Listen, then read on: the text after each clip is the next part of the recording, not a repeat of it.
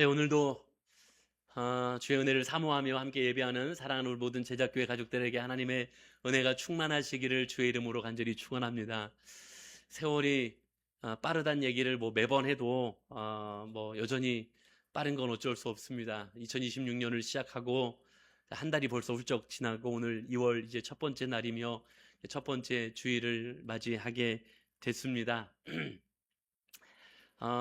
다시 우리 제작교회가 건강하고 또 하나님이 기뻐하시는 교회로 세워지기를 소망하는 가운데 하나님이 우리에게 이 고린도 교회 이야기들을 나누게 하셨고 또 고린도 교회에게 선포됐던 이 말씀들을 통하여 우리에게 교회의 교회 다음으로 세워져 가기를 소망하셨던 이 고린도 교회의 이야기, 고린도서 강해를 다시 또 이어가도록 하겠습니다. 지난 시간에 우리가 말씀 들은 거를 제가 지난 설교를 묻는 거를 잘 하지 않습니다만은 아무튼 지난번 우리가 고린도서 강해를 말씀 나눌 때 하나님께서 건강한 교회의 첫 번째 발걸음 가운데 너희의 마음을 넓히라 라는 말씀을 주셨었습니다. 그래서 우리 마음을 넓혀야 되는 말씀을 주실 때 아마 우리에게 여러 모양으로 생각하게 하신 부분들도 있었을 것이고 결단하게 하는 부분들도 있었을 것입니다. 여러분들 삶에서 마음을 넓히기 위한 어떤 결단들이 있으셨고 또 어떤 그런 삶으로 살아내시려고 살아가셨습니까? 마음을 얼만큼 넓히셨습니까? 한 평 정도 넓어지셨습니까? 오늘 이어지는 그 말씀 속에서 다시금 우리에게 이 건강한 교회가 세워지는 또 하나님이 기뻐하시는 교회가 세워지는 도전을 또 우리에게 다시 이어가실 때에 하나님이 주시는 말씀들을 깨달아가되 말씀이 알매 자리에서 끝나는 것이 아니라 말씀이 삶의 자리로까지 이어지는 그런 은혜와 또 복이 사랑하는 우리 제작교회 가족들의 삶이 될 수 있기를 주님의 이름으로 간절히 축원합니다. 제가 이 사람 얘기를 자주 하게 되는데요. 장폴 샤르트르라는 사람입니다. 이 샤르트르가 한 이야기 중에 아주 매우 유명한 이야기, 제가 이 이야기를 자주 언급하게 되는데요. 인생은 B와 D 사이의 C다라는 이야기죠. 이거는 인생은 B, birth, 태어나는 것과 D, death, 죽음 사이의 C, choice, 선택이다. 사실 이 샤르트르가 했던 이야기처럼 어쩌면 우리의 인생의 매일매일은 선택의 연속이라고 이야기할 수 있습니다. 아주 사소한 것에서부터 중요한 것까지 우리는 모든 삶의 시간과 순간, 모든 삶의 그 공간들 앞에서 우리는 선택이라는 것을 해야 합니다. 오늘 아침에도 무엇을 입을지 아마 선택을 하셔야 했을 거고요. 또 오늘 점심엔 뭘 먹지? 뭐 이런 것부터 우리는 선택을 하는 아주 사소한 선택을 해야 하는 그런 일들 앞에 우리 삶이 놓여져 있기도 합니다. 그러나 그런 것만 있는 것이 아니라 때로는 아주 중대한 인생에 있어서 아주 중대한 선택을 해야 되는 그런 인생의 방향을 결정짓는 선택 앞에 놓이게 되는 그런 순간들도 있습니다. 그래서 우리는 이렇게 날마다 우리의 삶을 살아가면서 선택이라는 것을 하면서 살아갑니다. 그런데요, 우리가 하는 선택의 대부분은 이렇게 선택해도 괜찮고 저렇게 선택해도 괜찮은 것들입니다. 우리가 오늘도 하고 있는 선택의 대부분들은 이래도 괜찮고 저래도 괜찮은 선택일 때가 많습니다. 그러니 너무 심각하게 고민하지 않아도 될 때가 많이 있습니다. 예를 들어서 오늘 아침에 무엇을 입을까에 대한 선택을 그렇게 오래 하지 않으셔도 된다는 거예요. 이렇게 해도 되고 저렇게 해도 됩니다. 저도 오늘 타이를 맬 때 제가 오래 고민하는 스타일은 아닙니다만은 뭘 맬까?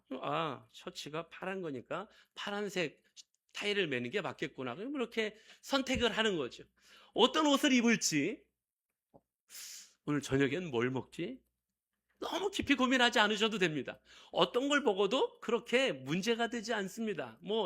대부분 우리가 선택하는 것들은 이런 것들입니다. 그래서 이걸 선택해도 되고 저걸 선택해도 되는 경우들이 많습니다.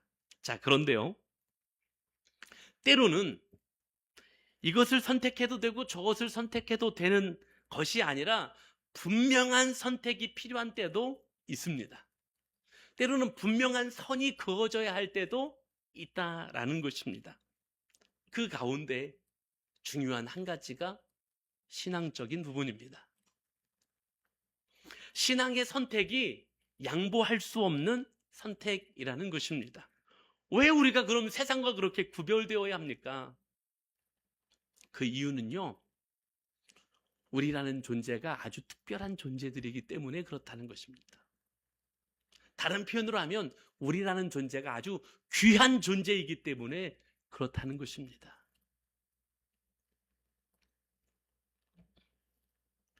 아이들을 보면 너무너무 귀엽고 너무너무 사랑스럽죠.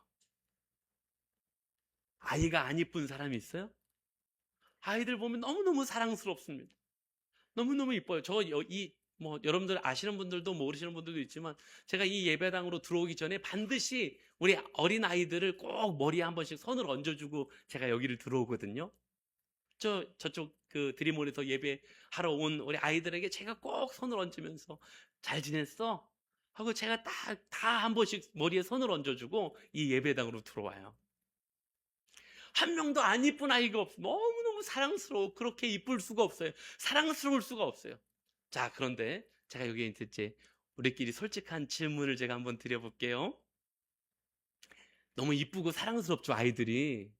그러시지 않습니까? 그러면 이제 질문을 던집니다. 내 아이와 다른 집 아이가 똑같이 예쁘고 똑같이 사랑스럽습니까? 조금 다릅니까? 조금 다릅니까? 많이 다릅니까? 어떻게 똑같습니까? 어떻게 내 집 아이와 다른 집 아이가 똑같이 예쁘고 똑같이 사랑스럽습니까? 우리 자녀를 아직 낳고 길러보지 못한 청년들은 확 공감이 안 갈 수도 있지만, 내 아이와 다른 집 아이는 똑같이 사랑스러울 수 없는 거예요. 하나님께서 오늘 우리에게 하시는 말씀이 바로 거기 있는 거예요. 우리는 귀하디 귀한 존재라고 말씀하고 계신 거예요.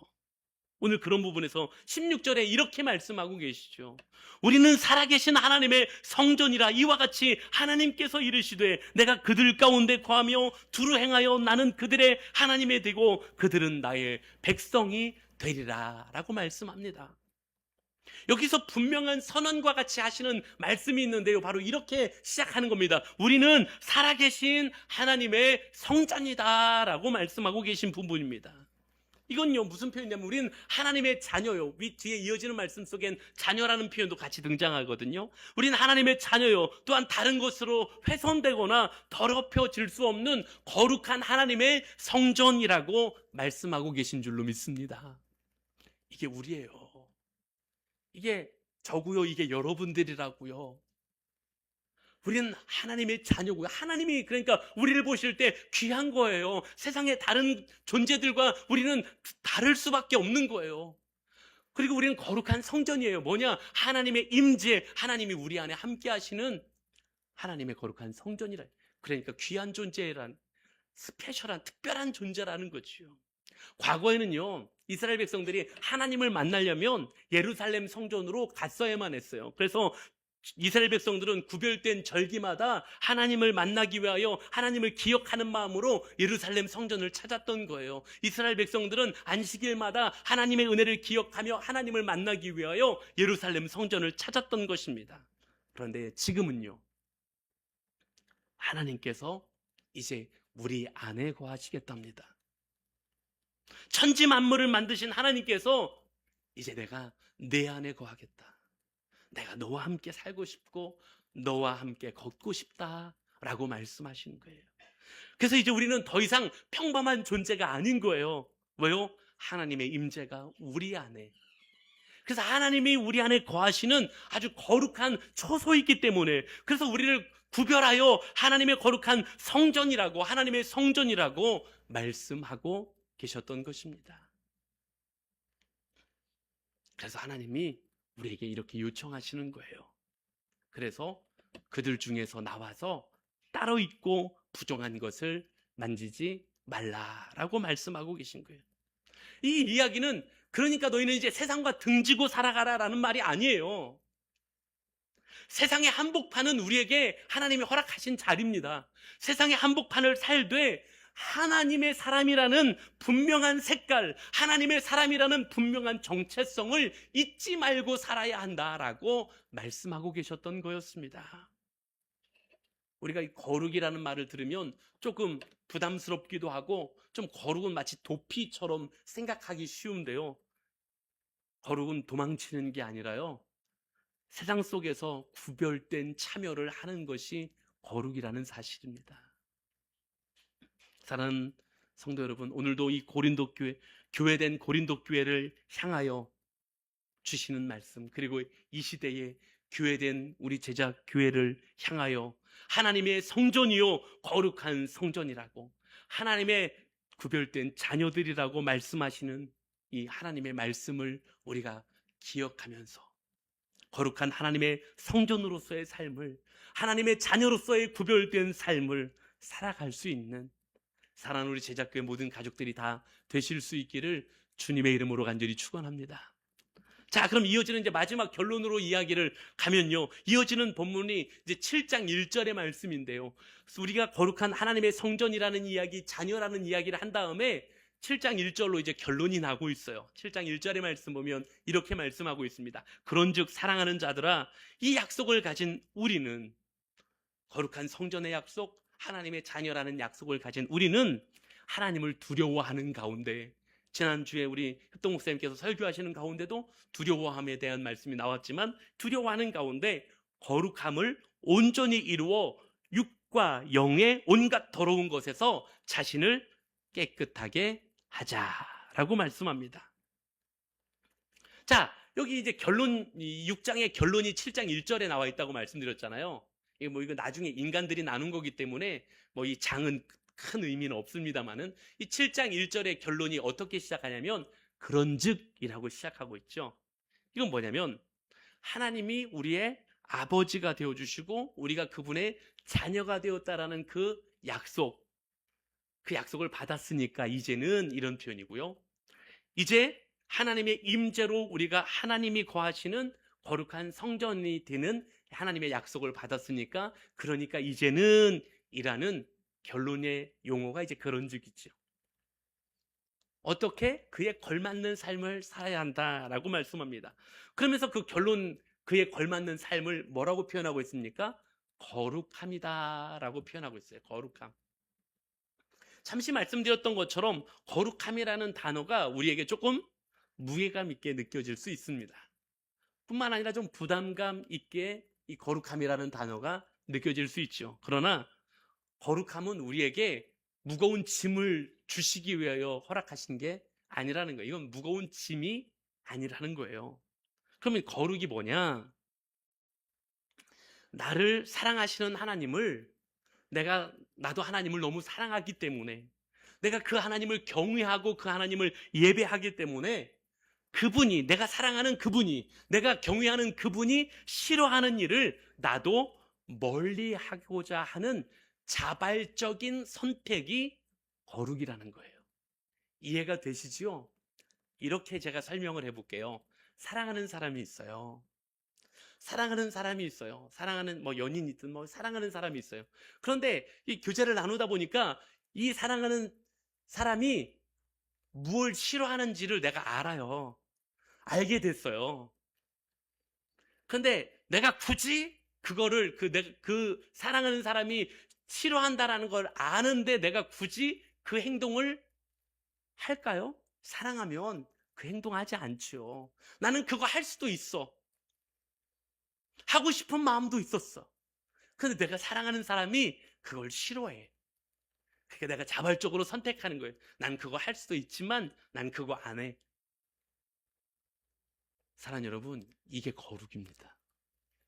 내가 나를 사랑하시는 하나님을 내가 너무나도 사랑하니까, 내가 그 하나님을 경외하고 그 하나님을 예배하니까, 그 하나님이 무엇을 싫어하는지를 내가 알게 되니까, 말씀을 통하여 깨닫게 되고, 말씀을 통하여 내가 그걸 인지하게 되니까, 난 때로는 그거 하고 싶기도 하고, 난 그거 할 수도 있는데 자발적으로 선택하는 거예요. 왜? 내가 사랑하는 하나님이 그걸 싫어하시니까 나는 그거 하지 않겠노라고 자발적으로 선택하는 것이 거룩이다라고 말씀하고 있는 것입니다. 그러면서 오늘 사도 바울은 한 걸음 더 나가죠. 육체뿐만 아니라 영의 온갖 더러운 곳에서도 자신을 어떻게 하자고요? 깨끗하게 하자라고 권면하는 거예요. 이건 무슨 얘기냐면, 육체는요, 사람이 다 볼 수 있는 거예요. 그러니까 사람들이 볼 수 있는 도덕적인 것뿐만 아니라 어떻게 하자고요? 영, 즉 하나님 앞에서도, 사람은 모르지만 하나님은 아시는 것 기억하면서 하나님 앞에서도 어떻게 하자? 깨끗게 하자라고 권면하는 거예요. 사람은 쉽게 속일 수 있어요. 사람 속일 수 있잖아요. 그러나 중심을 보시는 하나님, 우리가 기억하면서 하나님 앞에서도 깨끗하자라고 오늘 결론적으로 권면하고 있었다는 사실입니다. 그럼 이게 어떻게 가능할까요?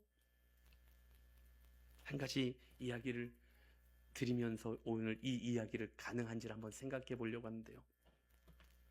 그 프랑스 혁명 당시에 그 루이 16세가 처형을 당하고요.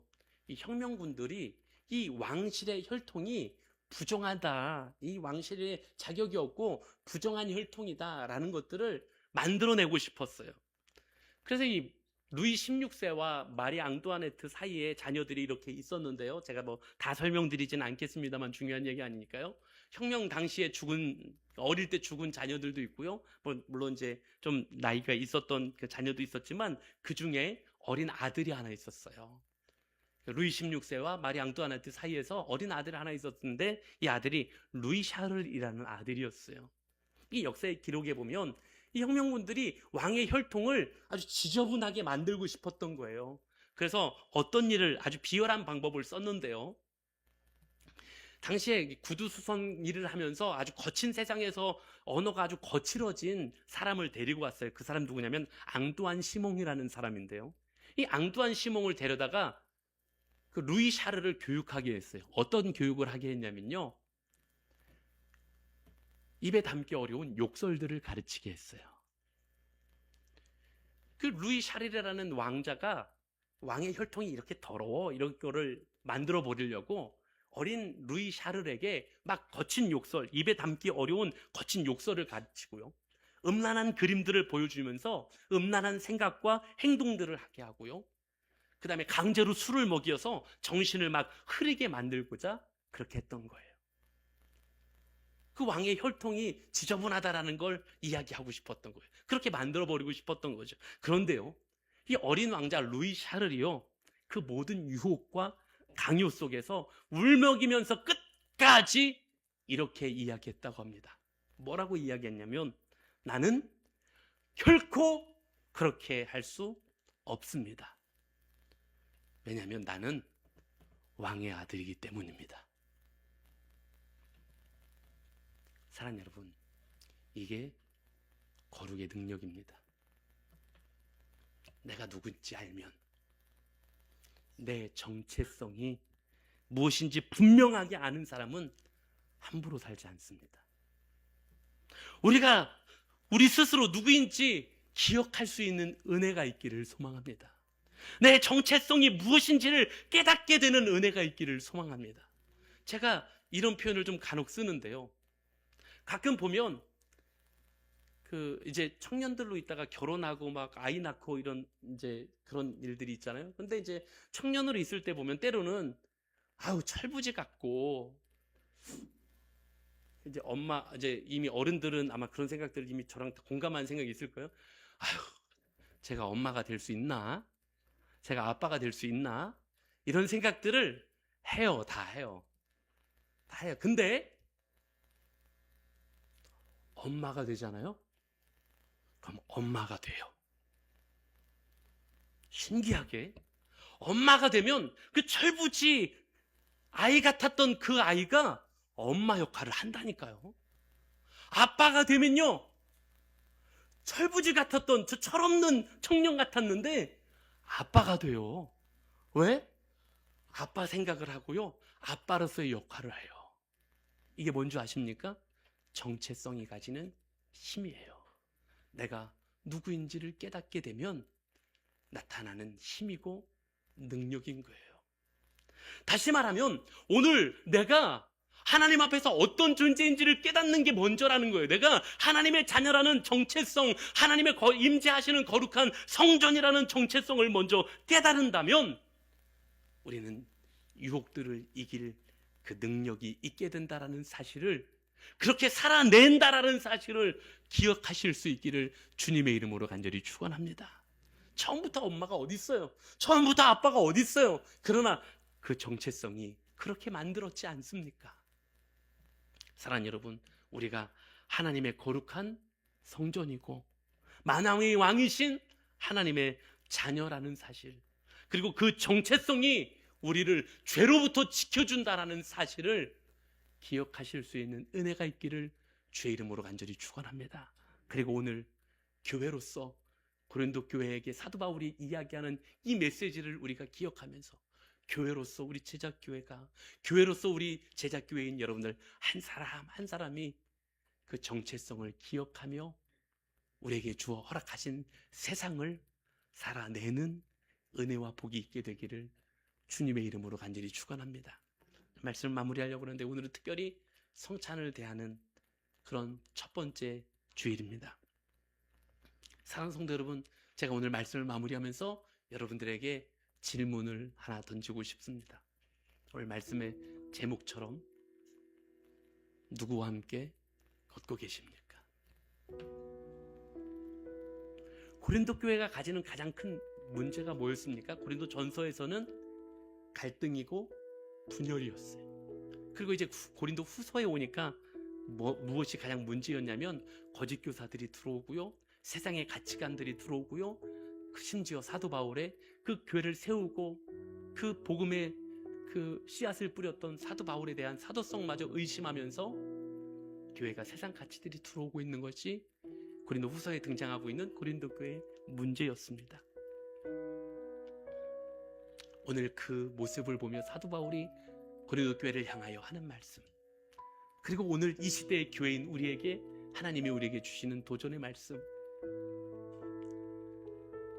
잘못된 것과 멍에를 같이 매면 너도 상하고 바른 길도 걸어갈 수 없고 너의 삶도 망가질 수밖에 없다라고 말씀하고 계신 거였습니다. 그러면 우린 누구와 같이 걸으시겠습니까? 사랑하는 여러분, 우리 주님과 함께 주님과 보조를 맞춰서 동행하며 동역하며 주님과 함께 멍에를 메고 걸어갈 수 있는 교회된, 이 시대의 교회된 저와 여러분들이 될 수 있기를 주님의 이름으로 간절히 축원합니다. 하나님은 우리를 세상 가운데 보내셨지만요, 세상에 섞여서 살으라고 보내신 것이 아니라, 세상에 묶여 살으라고 보내신 것이 아니라, 우리는 그곳에서 거룩한 하나님의 성전임을 기억하면서 거기서 거룩을 선택하면서 살아가라고 세상 가운데 보내셨음을 기억하며, 오늘도 우리가 주님과 동행하며 발걸음을 맞추며 세상 속에서 거룩을 선택하며 살아갈 때 세상도 하나님을 보게 된다라는 사실을 기억하며 오늘 우리에게 주신 교회된 사명을 세상 속에서도 감당하며 나아갈 수 있는 은혜가 우리 모두에게 있게 되기를 주님의 이름으로 간절히 축원합니다.